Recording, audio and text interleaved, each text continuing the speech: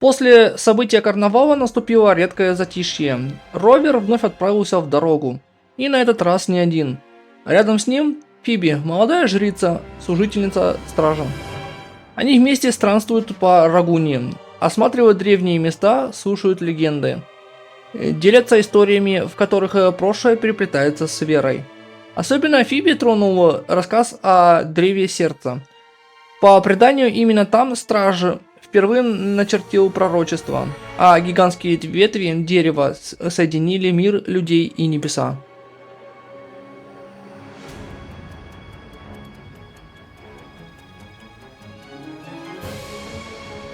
Фиби часто задумывается о хранилище Мантели, огромном сооружении, возведенном не по приказу Ордена, но все же почитаемом.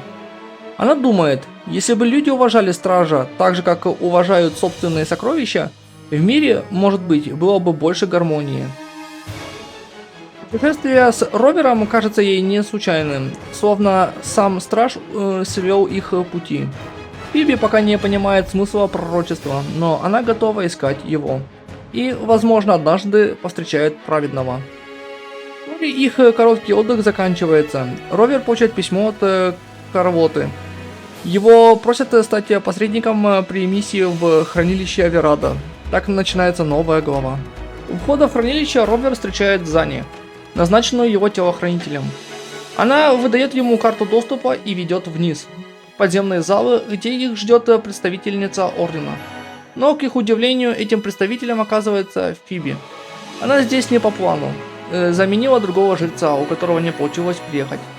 Радость встречи длится недолго. В хранилище срабатывает тревога. Кто-то пробрался внутрь. Виновного зовут Эш. Он украл модуль безопасности. Команда немедленно отправляется в погоню. По пути не встречают женщину Лили, которая растеряна и не помнит, как сюда попала. Но ее документы подлинны. Чтобы защитить ее, Ровер берет ее с собой. Вскоре они находят письмо, адресованное Эшу его дедушкой. По следам становится ясно, вор ищет нечто, спрятанное глубоко внизу и еще его предками. Погоня приводит их к эхо-поезду. Ровер использует систему безопасности, чтобы загнать Эша в ловушку. Но тот успевает запрыгнуть в поезд и сбегает. Команда бросается за следом. Вскоре поезд сходит с рельс. К счастью, никто не пострадал, но они оказываются в месте, которого нет ни на одной карте. В глубине комплекса Ровер начинает слышать реверберации прошлого. Голоса Лили, Эша и других людей, давно исчезнувших в этом мире. Выясняется, что они были не преступниками, а учеными и художниками, которые Орден однажды лишил права творить. Семья Мантели тайно укрыла их, притворившись, будто выполняет приказ об их заточении. Лили вспоминает все и, наконец, обретает покой. Она умирает с улыбкой, понимая, что прожила жизнь не зря. Эш наконец-то узнает правду о своем наследии. Его сокровище никогда не было золотом, а было наследием человечества, искрой доброты, сохраненной под землей. В самом сердце хранилища Ровер и Фиби обнаруживают истинное тайное сокровище. Древо, листья которого меняют цвет с зеленого на красный. А внутри него бомба, реагирующая на реверберации.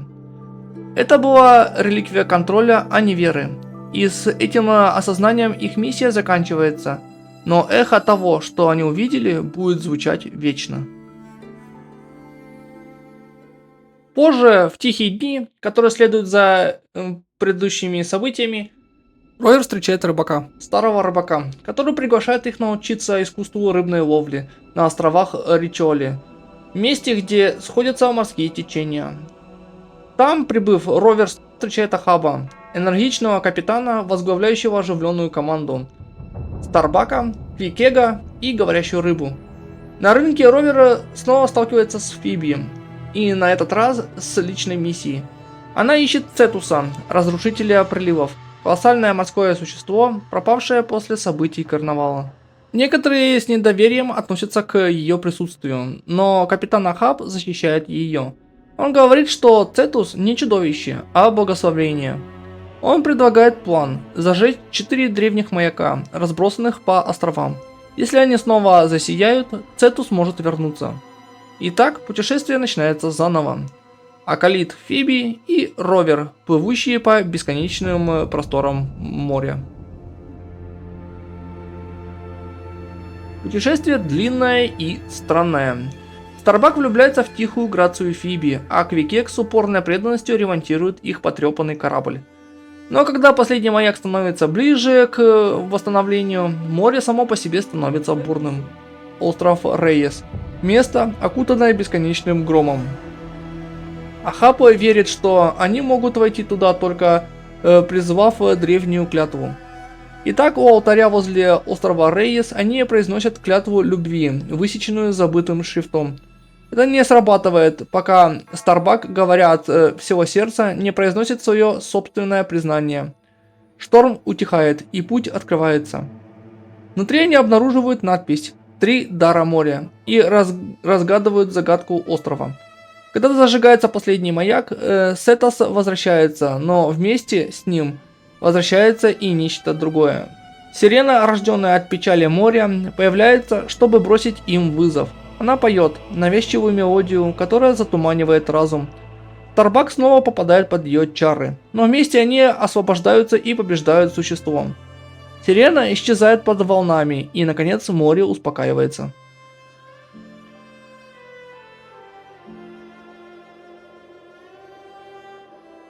Из глубин снова поднимается Цетус, разрушитель приливов. Фиби смотрит на колоссальное существо, символ всего, чего она добивалась: веры, искупления, прощения. Она тихо произносит его имя, и на этот раз оно отвечает. Через Эбби они слышат его голос. Цетус когда-то доверял Сирене, но после того, как она похватила слишком много ревербераций, она изменилась, и он больше не мог ее спасти. Фиби опускает голову. Она извиняется не как жрица, а лично. Разрушитель приливов шевелится. И Эбби улыбается. «Он говорит, не беспокойся об этом», – переводит она. «Он говорит, ты поступила правильно». Существо хвалит Фиби за то, что она дарила и принимала веру свободно, за то, что оставалась верна своему сердцу. Глаза Фиби блестят. Она улыбается, мягко, искренне. «Теперь я понимаю», — говорит она. «Спасибо, что рассказал мне». Разрушитель приливов издает последний звук, глубоко резонирующую ноту, прежде чем исчезнуть под волнами. Маяк снова ярко светит. Его свет простирается далеко за горизонтом. Ахаб и его команда возвращаются домой, а Фиби стоит на берегу, глядя на море, которое так много забрало и вернуло. Ее паломничество только начинается. Пророчество остается, ожидая, пока она поймет его окончательный смысл. А пока она улыбается и шепчет ветру: «Будь собой, давая или получая, веру или надежду».